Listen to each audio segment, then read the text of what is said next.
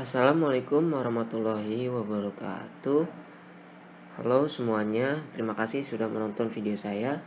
Sebelumnya perkenalkan, nama saya Galendra Bagaskara dengan NIM 12110020032. Saya dari Universitas Bakri.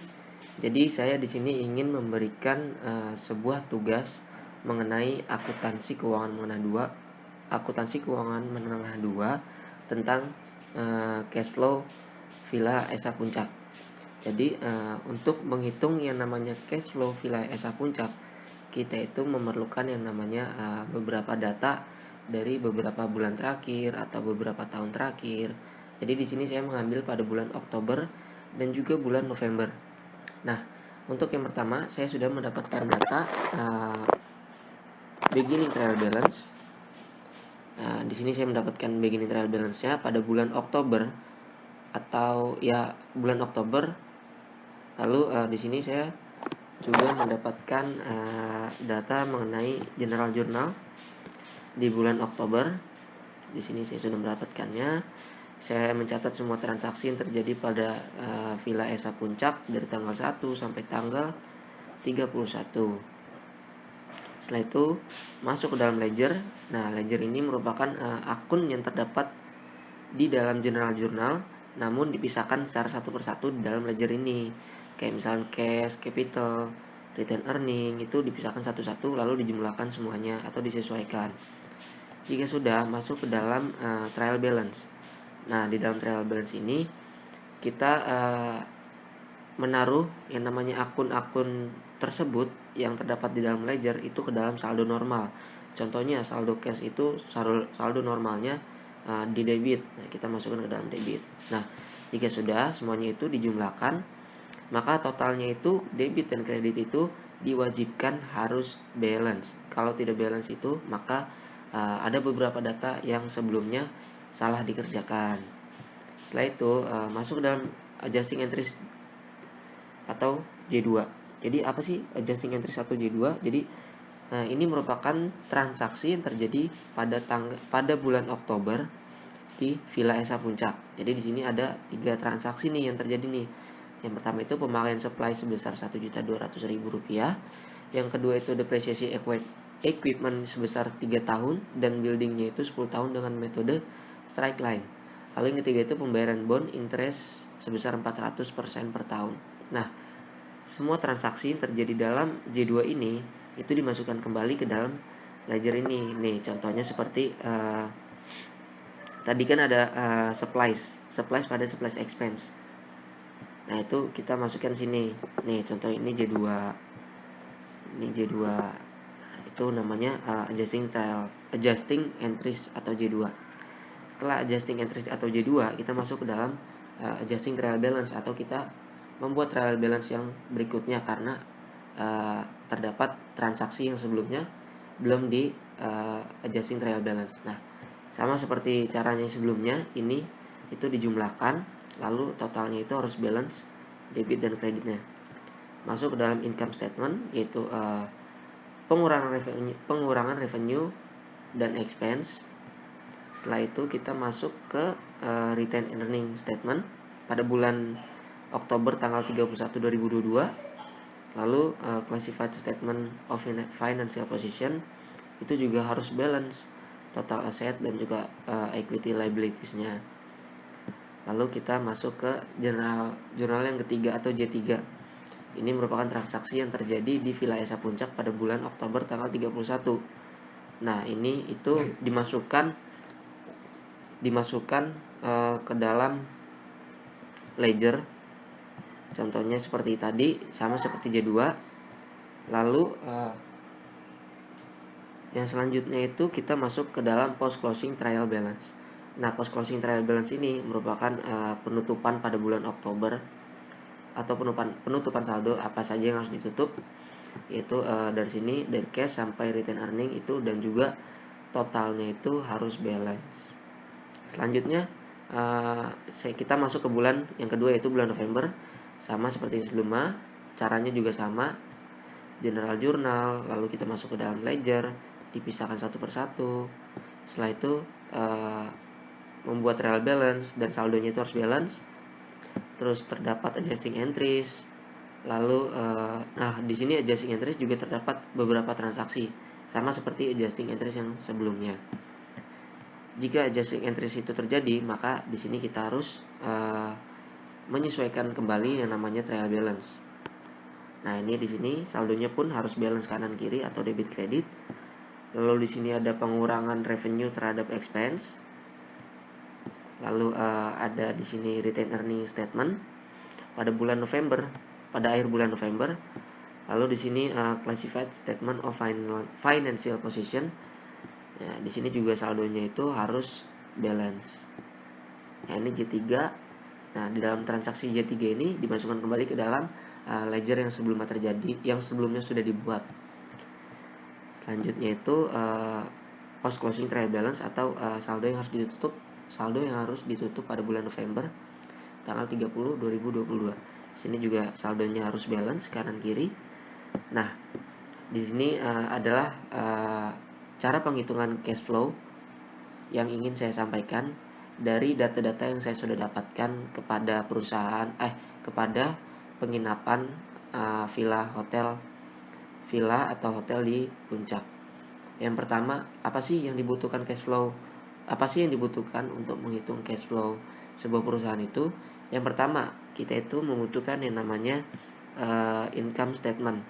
Nah, income statement itu kita membutuhkan, contoh, saya kan di sini mengambil bulan Oktober dan November, maka income statement yang diambil itu pada bulan November. Ya, harus bulan November atau bulan yang terakhir kita pakai. Selain income statement, kita juga membutuhkan yang namanya perbandingan antara statement of financial position bulan Oktober. Ini bagian Oktober, lalu ini bagian November. Nah, kedua statement of financial position ini digabung menjadi satu table, lalu dilihat apakah ada perubahan, yaitu perubahan increase atau decrease pada tiap akunnya. Di sini contohnya equipment mengalami perubahan dari bulan Oktober ke bulan November, itu mengalami perubahan yaitu increase sebesar 3.620.000. Lalu yang lainnya juga sama, tinggal hanya mengikuti saja dan dilihat apa saja yang berubah.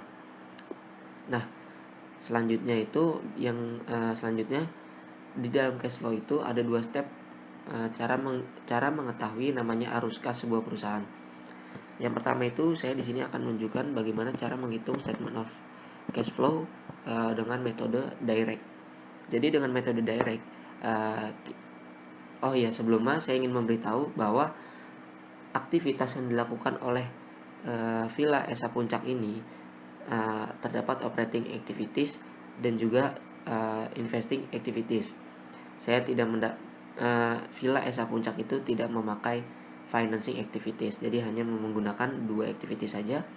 Nah, di sini yang pertama itu operating activities, di mana yang pertama itu kita mencatat yang namanya cash yang diterima dari customer, yaitu ini kita dapatkan dari income statement, yaitu service revenue. Di sini ini kita dapatkan di sini, ya kan? Nah, ini ditambah yang namanya supplies. Jadi supplies-nya itu kita memiliki supplies sebesar di sini kita memiliki perbandingan atau selisih supplies-nya itu 800. Jadi service revenue ini ditambah dengan supplies 800 itu hasilnya cash yang diterima dari customer. Lalu ini cash payment from expense itu beberapa expense yang terjadi di dalam income statement, kecuali ini depreciation expense itu tidak dipakai. Setelah itu kita jumlahkan atau kita kurangi, maka hasilnya itu kita akan mendapatkan yang namanya net cash by operating activities. Lalu yang selanjutnya itu kan investing activities. Jadi apa saja investing yang dilakukan oleh Villa Esa Puncak. Yang pertama itu perusahaan ini melakukan purchase equipment. Purchase equipment ini kita mendapatkan dari perbandingan atau selisih dari bulan Oktober dan juga bulan November. Di sini terdapat 3.620.000. Dan yang kedua itu ada account payable, itu mengalami decrease. Di sini saya mendapatkan juga selisih, ini juga didapatkan dari selisih yang namanya account payable ini pada bulan Oktober dan juga November sebesar 1.640. Lalu keduanya ini dijumlahkan, maka hasilnya akan mendapatkan net cash by investing activities. Lalu selanjutnya itu kita mencari namanya net increase in cash. Itu caranya adalah menjumlahkan kedua activities ini, maka kita akan mendapatkan yang namanya net increase in cash. Lalu selanjutnya kita memasukkan cash yang terjadi pada awal November sebesar 258. Lalu ini cash pada bulan November di akhirnya sebesar 295.000 rupiah. Lalu yang selanjutnya itu kita memakai step yang kedua. Step yang kedua ini adalah indirect. Jadi di dalam indirect ini terjadi secara tidak langsung. Kenapa tidak langsung? Karena di sini harus dipisahkan secara satu persatu apa saja yang terjadi. Nah, di sini kita menggunakan net income atau laba bersih ya. Laba bersih ini kita diambil dari sebuah revenue sudah dikurangi expense. Nah, ini contohnya. Lalu kita memasukkan beberapa selisih yang terjadi atau comparative statement of financial position pada 2 bulan yang kita telah gunakan. Itu ada depresi equipment, depresi building, lalu ada surplus decrease. Itu semuanya dijumlahkan, lalu kita akan mendapatkan yang namanya net cash provided by operating activities sebesar 42.760.000. Itu untuk operating activities. Lalu yang kedua itu kita Villa Esa Puncak itu menggunakan investing activity. Jadi di Villa Esa Puncak ini terjadi transaksi namanya purchase equipment sebesar 3.620.000 rupiah, dan juga account payable itu decrease sebesar 1.640.000 rupiah. Keduanya dijumlahkan, maka akan mendapatkan net cash provided by investing activity sebesar 5.260.000 rupiah. Lalu keduanya itu mengalami pengurangan, dan hasilnya itu net increase in cash itu sebesar 37.500.000 rupiah. Lalu kita di sini memasukkan yang namanya cash pada bulan November. Ini pada bulan awal November. Lalu ini pada bulan akhir November. Saya akan catat cash at November 31 2022. Oke, maka hasilnya itu ini pada bulan awal November sebesar 258. Kita bisa lihat di sini. Lalu ini pada bulan akhir November sebesar 295.995 rupiah. Baik, sekiranya itu saja yang saya bisa berikan mengenai cash flow sebuah Villa Esa Puncak. Kurang lebihnya mohon maaf jika ada kesalahan. Mohon dimaafkan. Terima kasih. Wassalamualaikum warahmatullahi wabarakatuh.